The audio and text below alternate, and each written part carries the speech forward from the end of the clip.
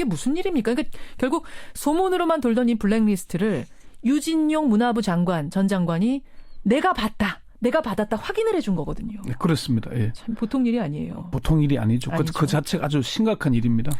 오늘 우리 예. Y뉴스에서 이제 김기춘 전 비서실장 얘기를 하는데 이것도 네. 다 관련이 되는 얘기죠. 그렇습니다. 어제 박영수 특별검사팀이 김기춘 전 비서실장 자택을 전격 압수수색했잖아요. 했습니다. 예. 그래서 이 박영수 특검은 왜 법률 미꾸라지 김기춘의 안방을 틀었을까 이렇게 주제를 법률 미꾸라지란 별명 있어요, 정말. 예, 뭐 박지원 대표가 얘기를 했죠. 그래요. 예. 근데 전직 검찰 근데 자택 압수수색 이제 비서실장이면서 전직 검찰총장 예. 자택을 압수수색하는 거는 처음 있는 일이에요, 이거? 헌정사상 처음 있는 일이라고 합니다.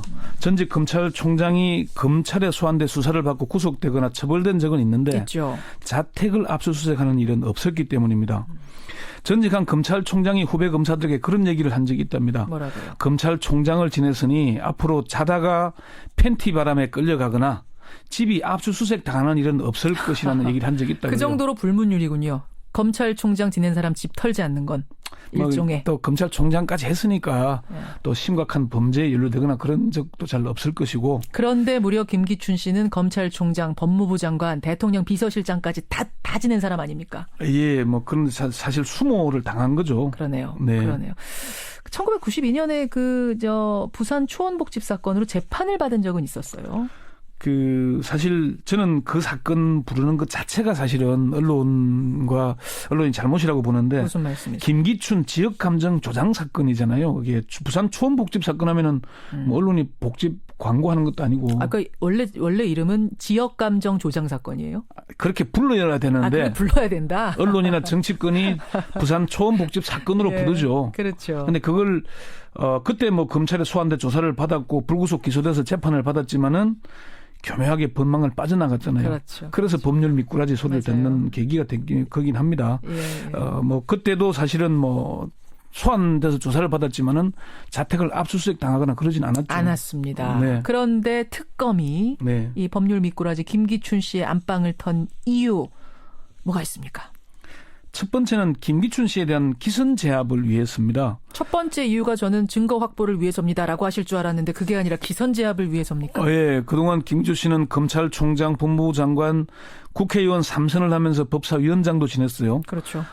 대통령 비서실장을 지내면서 검찰에게는 일종의 성역처럼 여겨져 왔던 게 사실입니다. 예. 그래서 검찰이 출국 금지를 하면서도 압수수색을 하지는 못했죠.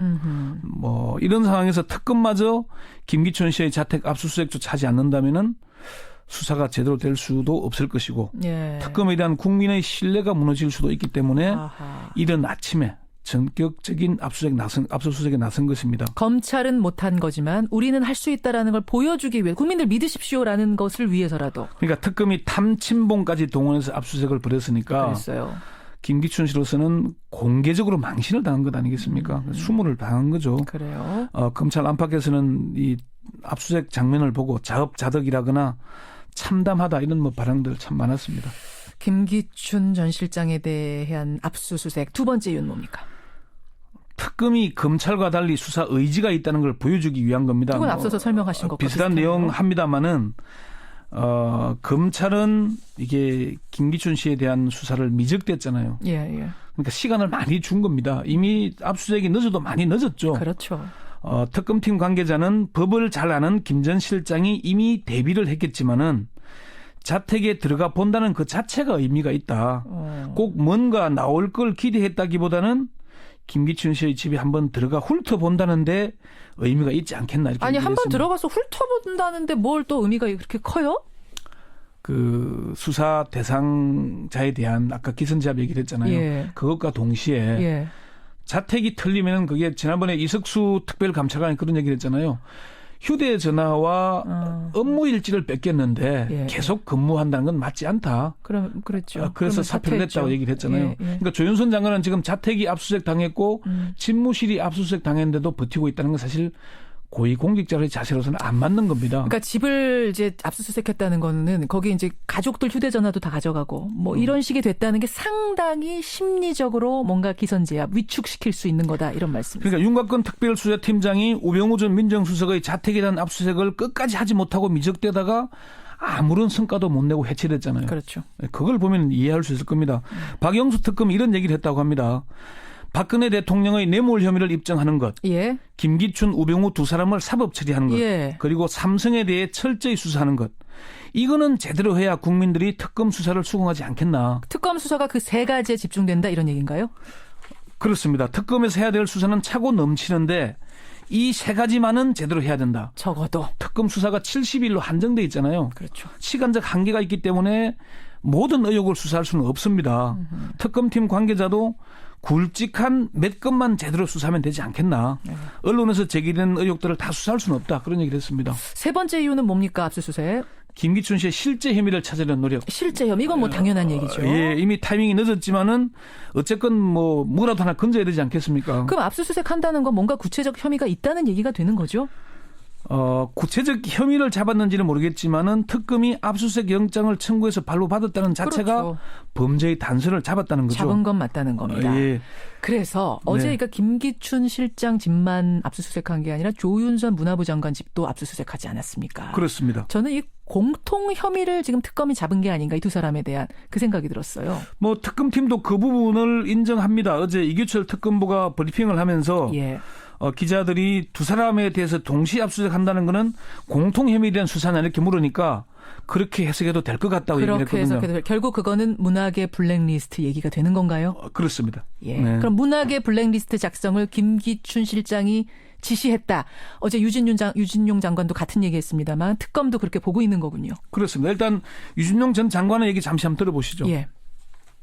자, 그럼 이 대목에서 그 리스트를 주도한 사람 그럼 누구라고 생각하세요? 주도한 사람은 지금 감춰져 있으니까 정확하게 누구를 지명하기는 힘들죠. 근데 정말 요새 유행하듯이 합리적 의심을 한다면 김기춘 비서실장이라고 봐야겠죠. 그리고 그 위가 있을까요? 네. 그건 뭐 모르겠습니다만. 이게 어제 시사자키에 나온 유진윤 장관의 발언입니다. 오늘도 여러분 유진윤 장관 인터뷰가 또 방송이 되거든요. 그러니까 이게 이제 유 전 장관은 퇴임 직전에 블랙리스트를 직접 봤다. 리스트 이전에 구두로 수시로 김기춘 비서실장의 지시라고 하면서 모철민 수석이나 김소영 비서관을 통해서 문체부로 전달이 됐다. 그렇죠. 이렇게 얘기를 했어요. 그리고 유 전 장관은 김기춘 씨가 비서실장으로 오고 난 뒤에 이런 일들이 벌어졌다. 그전엔 없던 일이다. 허태일 비서실장 시절에는 없었던 일이다. 그렇게 얘기를 했죠. 그러니까 A4 용지에 빼곡히 수백 명의 문화예술인 이름이 적힌 걸 김기춘 비서실장의 비서관이 차관한테 주는 거예요. 문체부 차관한테. 김소영 비서관이. 예. 예. 그 차관한테 줬고 차관한테 이 조 전 차관이 조현재 차관인데 당시에 예. 그 작성 출처를 물으니까 정무수석실에서 했다. 근데 당시에 정무수석이 현 조윤선 문체부 장관입니다. 그렇죠. 조윤선 당시 정무수석 이렇게 되는 겁니다. 그래서 조윤선 장관 집도 턴 겁니다. 네. 문학의 블랙리스트 이게 죄로는 그러니까 죄가 되긴 되는 건가요? 이 작성한 게 어때요? 특검팀 관계자가 블랙리스트는 그 자체로 아주 무거운 죄질에 해당한다. 블랙리스트에 당한 사람이 한둘이 아니고 고생하고 상처받은 사람이 한둘이 아니어서 상당히 중하다 이렇게 얘기를 했거든요. 예. 이 부분 아마 상당히 중하게 보는 모양입니다. 그러면 김영한 전 민정수석의 그 비망록 업무일지 있잖아요. 네. 거기에도 보면 김기춘 실장 지시 내용이 빼곡이 들어있잖아요. 그렇습니다. 그것도 처벌 근거가 된대요. 이게 이제 저는 비망록이라기보다는 업무일지라고 보는 게 맞다고 보는데 예. 여기에도 중요한 참고가 되고 있습니다. 장관 이게 이제 김기춘 비서실장은 청문회에 나와서 뭐 개인적인 생각 이런 얘기를 했잖아요. 그렇죠. 그런데 그렇지 않다고 합니다. 유진용 장관 얘기 잠시 한번 더 들어보시죠. 예. 제가 여러 수석들한테 들은 얘기는 김기춘 실장이 오고 나서 수석회에서 수석들이 얘기하는 걸 금지시켰습니다. 뭐 그냥 받아 적으라는 얘기죠. 예. 특히 대통령이 주재하는 회의에서는 수석들은 말 한마디 했다가는 치동을 당했다는 얘기를 많이 들었고 수석들이 입을 막아갖고 예. 이 시스템 자체를 갖다 마비시켜놓고서는 수석회의를 소통의 장이라고 변명을 해요. 수석들의 입을 막고 그저 말하는 걸 받아 적게만 했다. 이렇게 되면은 김영한 수석이 남긴 그 업무일지 다이어리는 다 받아 적은 게 되는 거네요. 그러니까 적자 생존이었잖아요. 그렇죠. 그러니까 유진용 장관 얘기로는 본인의 주관이 담겨 있는 게 아니고 예. 받아쓰기 바쁜데 본인의 주관을 담을 여력이 어디 시간이 어디 있겠냐.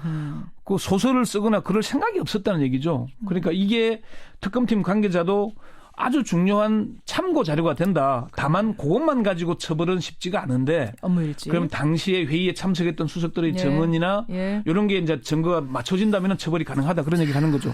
오늘 아침에 또 나온 뉴스가 하나 있습니다. 정윤회 문건 유출 사건 때. 네.